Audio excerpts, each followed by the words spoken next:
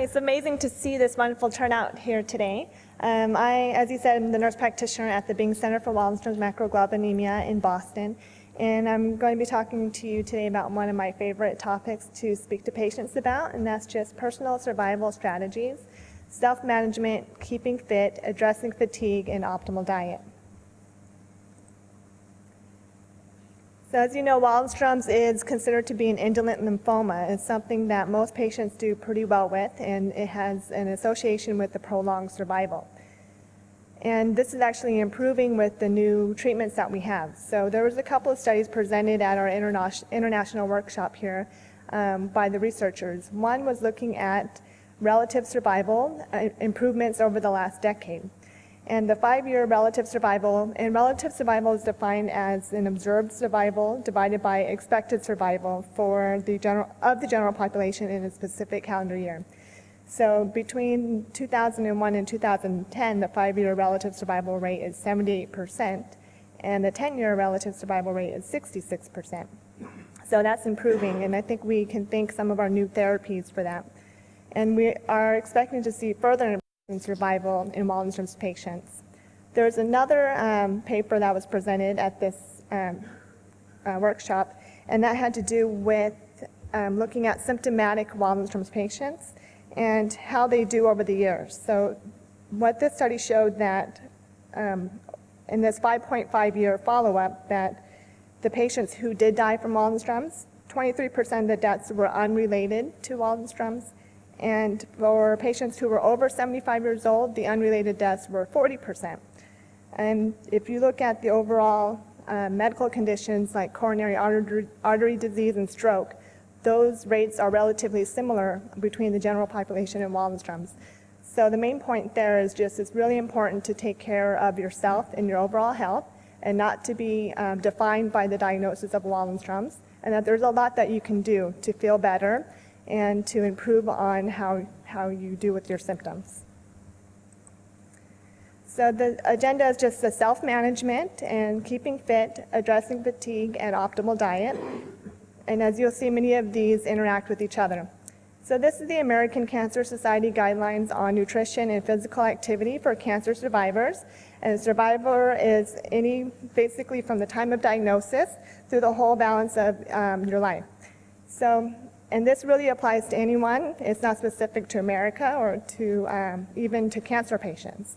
So these are the three main things. It's achieve and maintain a healthy weight, engage in regular physical exercise, and achieve a dietary pattern that's high in vegetables, fruits, and whole grains.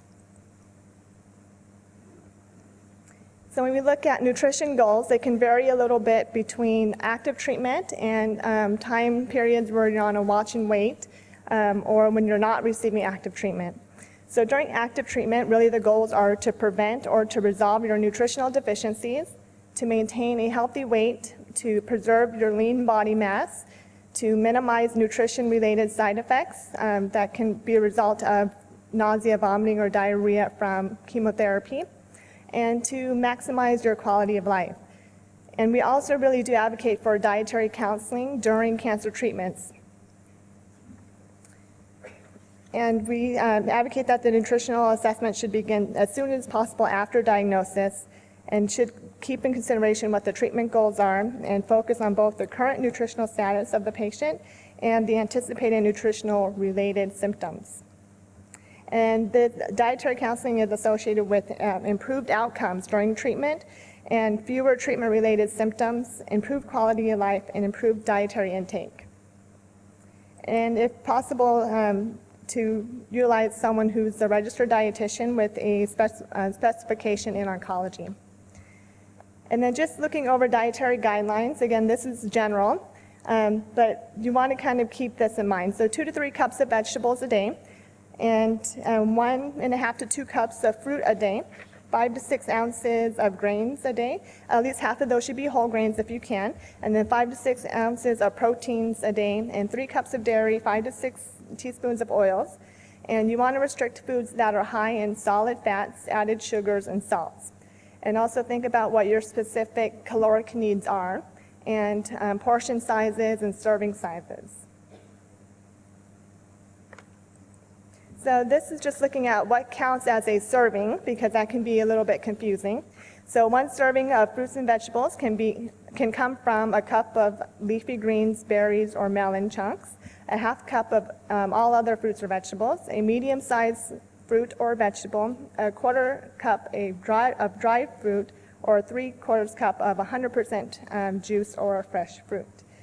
So actually the FDA is actually looking at new labeling to hopefully make it a little bit less confusing when looking at food labels. And they are going to be differentiating how much is added sugar versus natural sugar. And just for comparison, 1 soda a day is basically equal to about will meet your 8 teaspoon limit of added sugars. So it's easy to do that. Versus if you eat an apple, you can get the fiber and also the complex carbohydrates you need from that. And it also helps you to digest it better.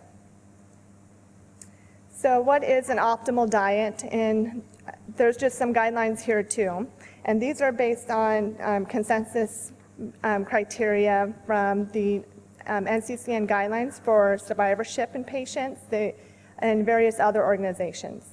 So for proteins, carbohydrates, and fat, these all contribute to energy to the diet. In protein, you want to have about 10 to 35% of your total intake, and a goal of about 0.8 grams per kilogram. And for carbohydrates, 45% to 65% of the total intake, with a high intake of fruits, vegetables, and whole grains. And for fat, 20 to 35% of total energy intake, with saturated fats less than 10% and trans fat less than 3%. And also to remain adequately hydrated, and as long as there's no contraindications. For women, 2.5 liters, for men, 3.5 liters, and much of this is gained from food as well. This is just showing you the body mass index, and this is what can be used to get a general idea if you fall into a healthy weight, an overweight, or obese category. So for a healthy weight, you want to strive to maintain a BMI between 18.5 and 25 milligram per meter squared, and that's in this category over here.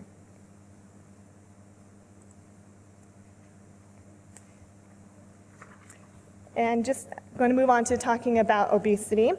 Obesity is associated with an increased risk of many cancers, including non-Hodgkin's lymphomas.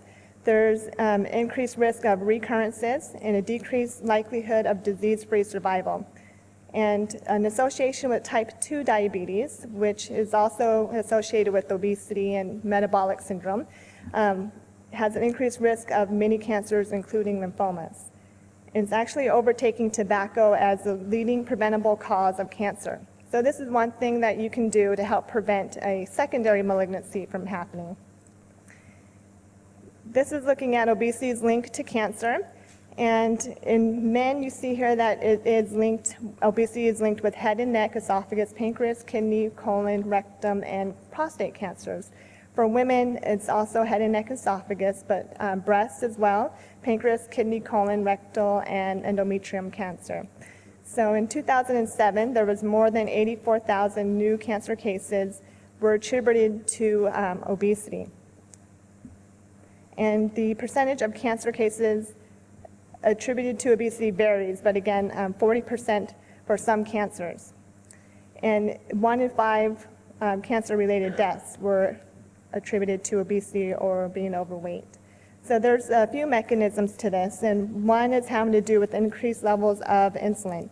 So insulin-like growth factors in their blood can promote the development of certain tumors. And then obese people will also have a chronic low level of subacute inflammation. So inflammation is also known as a cancer risk. And then the fat tissue itself can be involved in development of certain obesity-related cancers, including estrogen-sensitive breast cancers. And they can have an effect on the tumor growth regulators. And there's another paper that just came out this week out of the Lancet on August 14th, and this was a UK study, so I thought it would be appropriate to mention it here. And this one looked at a population-based study. So it included looking at the primary care data from individuals in the clinical practice research data link, and it looked at their BMI data. And this had 5.24 million UK adults. And they found that the BMI was associated with 10 cancers, and it's very similar to what we see here. So those 10 cancers include the uterus, gallbladder, kidney, cervix, thyroid, and leukemia. And there was a positive association also with liver, colon, ovarian, and postmenopausal breast cancer. And 41% of uterine and 10% or more of gallbladder, kidney, liver, and colon cancers can be attributed to excess weight. They actually show that this had a linear relationship, so each 5 kilogram per meter squared increase in BMI was roughly linear and associated with these types of cancers. So going on to dietary supplements, I do get a lot of questions about these, and there's a lot of information out there, or I should say there's a lot of misinformation out there as well. So the consensus criteria here is between many cancer experts. They really, at this time, are advising against taking supplements during and after treatment, unless there is a need to treat a specific deficiency or to promote another aspect of health, such as osteoporosis or macular degeneration.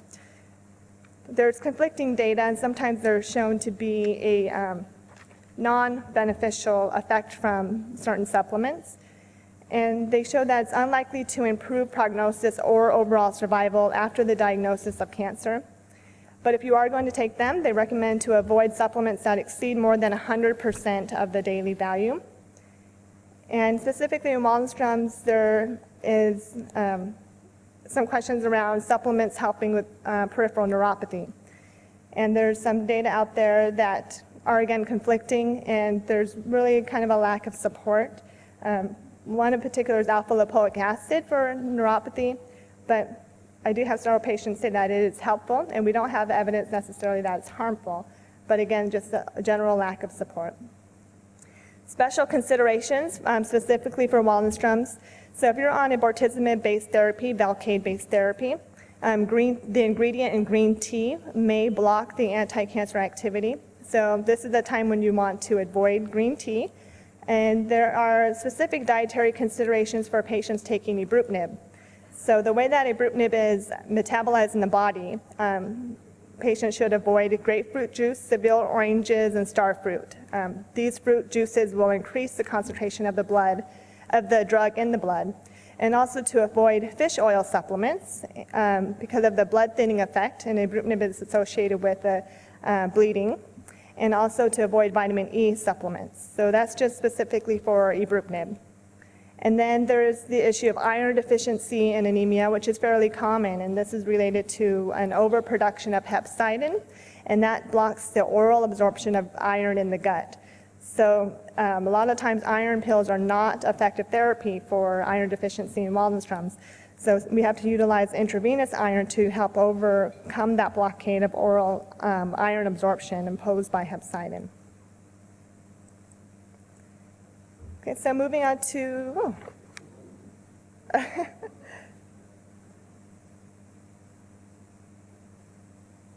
don't know.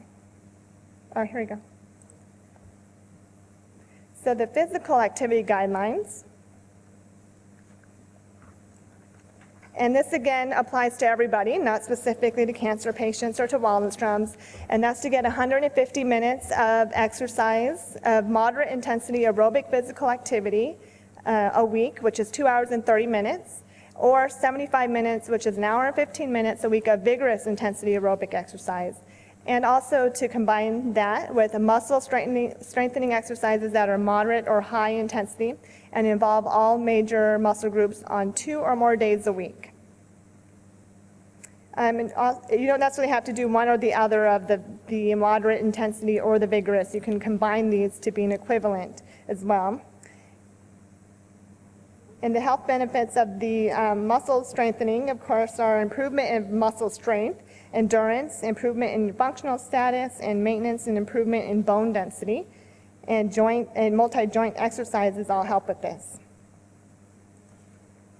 And these are just some examples of what are some moderate activities and what are some vigorous activities.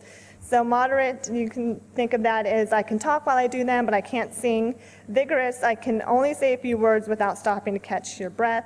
So that's like running and aerobic dancing, biking, hiking, and things along that list. Exercise benefits cancer patients during and after treatment, and there's been multiple studies now looking at this. It helps to improve physical functioning, it improves survival, it lowers the risk for certain cancers, like I showed with the obesity link as well. It reduces anxiety, fatigue, and pain, and improves cancer-related fatigue, and it has a beneficial effect on a number of health-related quality of life domains, as well as improving your cardiovascular fitness, your muscle strength, body composition, and self-esteem. There are some exercise modifications to consider for severe anemia, and if you have that, it's better to delay exercise other than the activities of daily living until the anemia is improved. For a compromised immune function, if you're on a therapy such as bendamustine, this can lower your white blood cell count or your neutrophil count, which are the infection-fighting cells. So if that's the case, if you're neutropenic, you want to avoid public gyms and public pools until your white blood cell counts are within a normal, within a safe range. And then if you have severe fatigue from your therapy, it's just better to do modifications as needed, even if it's just 10 minutes of light exercise a day or what you can do at that time. Or multiple or uncontrolled comorbidities, modifications to the exercise regimen in consultation with your care team. And then with peripheral neuropathy, this also, you can modify therapy as needed, such as using a stationary reclining bicycle rather than walking on a treadmill, or doing water-based exercises, maybe rather than using an elliptical or something that might aggravate your neuropathy symptoms. So managing fatigue is fairly common through all stages of active treatment or during watch and wait times as well. And there's several factors that contribute to this. One is just a deconditioned state, especially for patients who are on a therapy or if they're going through that initial phase at the beginning of their diagnosis where they may be having some B symptoms. So that's what Dr. Kyle was saying about night sweats and fever and weight loss. Anemia also contributes to fatigue. Medications, sometimes medications that we use for neuropathy can cause some sedation or fatigue. And pain, same applies for the pain medications. And fatigue can be from the emotional distress, just from dealing with this diagnosis or dealing with whatever therapies that you're on. And sleep disturbances is pretty big, so just not getting that quality sleep that's needed. Nutritional deficiencies or imbalances, comorbidities, and also just depression can be a big contributor as well, and anxiety. So it's important to recognize what may be the cause of the fatigue, and a lot of times it's more than one thing, and then to look at what you can do to improve on those causes. And it's important to maintain a healthy lifestyle. So we tell patients to minimize alcohol intake. There is some studies that show the cardiovascular benefit of maybe 1 to 2 drinks of wine a day, but beyond that, there's not really any extra benefit, so you don't get extra credit for 5 or 6. Avoid tobacco products, and that's obvious. We know a lot about that in malignancies. And practice sun safety. So in Waldenstrom's, there is an increased risk for skin cancers. So it's really important to make sure you're wearing sunscreen and make sure that you get abnormal lesions checked out and that you are very diligent about that. And adhere to your age-appropriate health screening and preventive measures and cancer screening recommendations. And also in Waldenstrom's, we've done a study that looked at secondary malignancies, and along with skin cancers, there's also an increased risk for breast cancer in women and prostate cancer in men. So we do ask patients to make sure they're continuing to get their mammograms and their prostate screening done.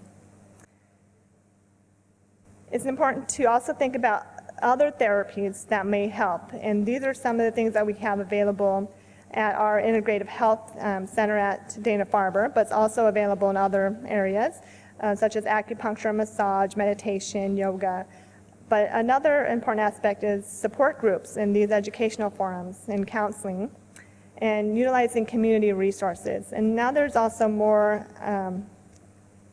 information about cognitive behavior therapy, and that's been shown to be useful in decreasing anxiety, depression, and sleep-wake disturbances. Okay, and that's all I have. Okay, so that's all. Thank you.